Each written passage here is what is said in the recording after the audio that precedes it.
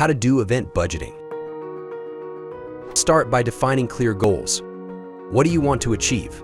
Understanding your objectives sets the stage for all budget decisions, from venue to technology. Consider initial costs like venue deposits and necessary space. Think about potential income sources such as ticket sales or food vending. Itemize every cost.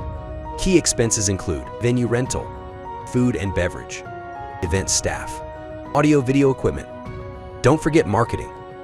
Allocate funds for social media ads, graphic design, and influencer partnerships. Shop around.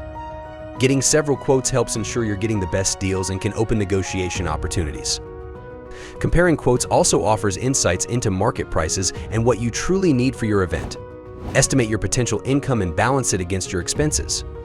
This helps set ticket prices or sponsorship levels to cover costs and ideally generate profit.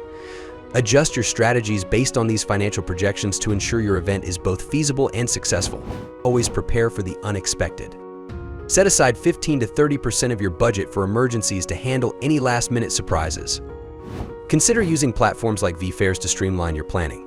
These tools offer comprehensive support, from registration to analytics. vFairs also provides a dedicated project management team to assist throughout your event planning process.